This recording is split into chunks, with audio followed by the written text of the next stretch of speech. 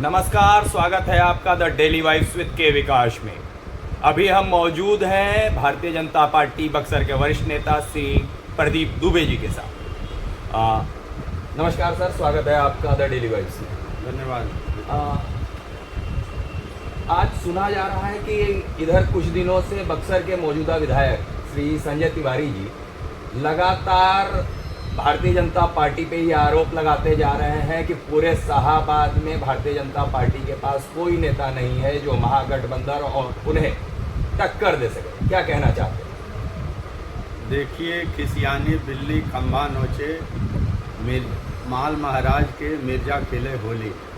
यही विधायक जी थे आज आरजेडी और कभी जेडीयू आरजेडी के वोट के बदौलत पर यहाँ आकर के चुनाव जीते हैं।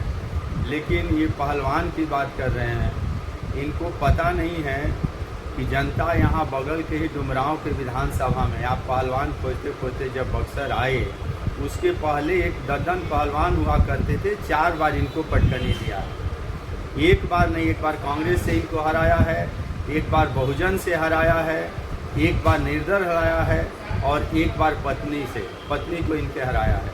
4 बार ये चुनाव डुमरांव में हार चुके हैं। और आज भारतीय जनता पार्टी से पूछते हैं कि पहलवान कहाँ है? अरे भारतीय जनता पार्टी के पहलवान भारतीय जनता पार्टी का एक एक कार्यकर्ता है। नरेंद्र मोदी जी के आशीर्वाद से अमित शाह जी, जेपी नड्डा जी जो पूरे देश भर में संगठन खड़ा किए हैं, उसके बदौलत आज किस प्रकार से कांग्रेस का सुपड़ा साफ हो गया है, ये पूरे देश की जनता जानती है और बिहार की भी जनता जानती है। आप क्या बात करेंगे? आप तो दूसरे के बैसाखी पे चलने वाले, और आप वोट की बात कर रहे हैं। पहलवानों के भारतीय जनता पार्टी का हर कार्यकर्ता आपसे चुनाव लड़ने के लिए तैयार है। लेकिन लगातार 2 बार से कांग्रेस के ही विधायक बक्सर में आ रहे हैं, इसका क्या कारण? क्या लगता है इस बार चेंज होगा? देखिए, इनका कांग्रेस वालों का तो यहाँ खाता भी नहीं खुला होता, लेकिन 15 के चुनाव में नीतीश जी, लालू जी और कांग्रेस ने लड़ा था। वही मैंने कहा ना, माल महाराज के मिर्जा खेले होली। ये मुन्ना तिवारी बताया तो कि डुमरांव में 4 बार चुनाव हार चुके हैं। इस बार गठबंधन यहाँ था और उसके बदौलत इन्होंने चुनाव जीता।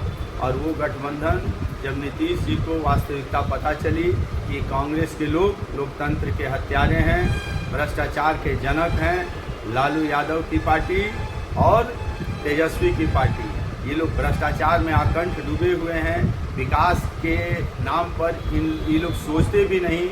ये लोग चारा खाने वाले लोग हैं, इन लोगों के साथ रहना नहीं है। और नीतीश जी ने 2017 में छोड़ दिया। उसके बाद से इनकी हर प्रकार से दुर्दशा हो रही है। और विधायक बनने का और जीतने का काम तो लोकतंत्र में हारना जीत और हार लगी रहती है। लेकिन विधायक जी से ये पूछिए कि पिछले 10 वर्षों में बक्सर के जनता के लिए एक ऐसा कोई काम विकास का बताएं जो कि ये गर्व से कह सकें कि कांग्रेस के विधायक ने ये काम किया है जनता के लिए। एक भी काम नहीं है। जो भी काम किया है नीतीश बाबू की सरकार ने और भारतीय जनता पार्टी की एनडीए सरकार ने काम किया है। ये क्या विकास की बात करेंगे? उनका कहना है कि भारतीय जनता पार्टी की तरफ से 40 प्रत्याशी इस बार मैदान में हैं, जो कहीं ना कहीं उन्हें चुनाव जिताने में मदद करेंगे। क्या कितनी सच्चाई है इन बातों में?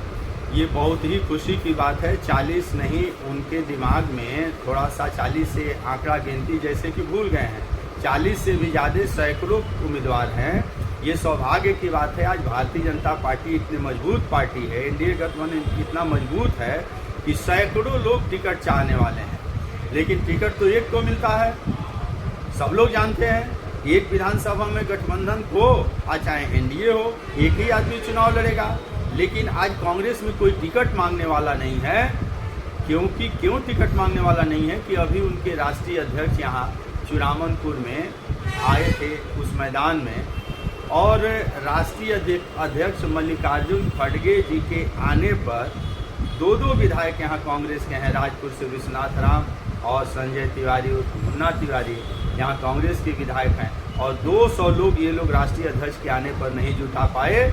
और बाद में जब मीडिया के लोगों ने पूछा तो उन्होंने कहा कि मैं तो एक सीटी बजा दूंगा, एक व्हिसिल बजा दूंगा तो 50,000 लोग आ जाते हैं। लेकिन उनसे पूछिए कि तुम उस समय व्हिसिल और सीटी क्यों नहीं बजाए जब तुम्हारे मल्लिकार्जुन खड़गे आए थे, 200 लोग नहीं जुटा पाए। तो तुम्हारे पार्टी की ये हाल है कि राष्ट्रीय अध्यक्ष के आने पर 200 लोग नहीं जुड़ते हैं, और यहाँ भारतीय जनता पार्टी के कैंडिडेट 200 हैं यहाँ। तो इससे अंदाज लगाओ कि तुम्हारी पार्टी की स्थिति क्या है, कि क्या हैसियत है कांग्रेस की इस देश में और बिहार में। राहुल गांधी घूम रहे हैं और लेकर के संविधान की दुहाई देते हैं। संविधान की हत्या करने वाले तो खुद कांग्रेस वाले हैं जो इमरजेंसी लगाए थे। तो ये कांग्रेस के लोगों के कहने की बातों में जनता नहीं आने वाली है।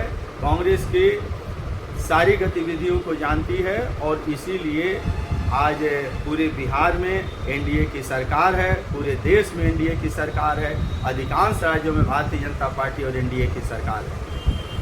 तो जैसा कि स्थानीय विधायक का कहना है कि भारतीय जनता पार्टी का कोई भी ऐसा नेता नहीं है जो उन्हें टक्कर दे पाए, और यहाँ पे एक वरिष्ठ नेता ने सीधे सीधे साफ शब्दों में बता दिया है विधायक को कि एक आम कार्यकर्ता भारतीय जनता पार्टी का उन पे बहुत ज़्यादा भारी होगा। बहुत बहुत धन्यवाद। धन्यवाद भैया।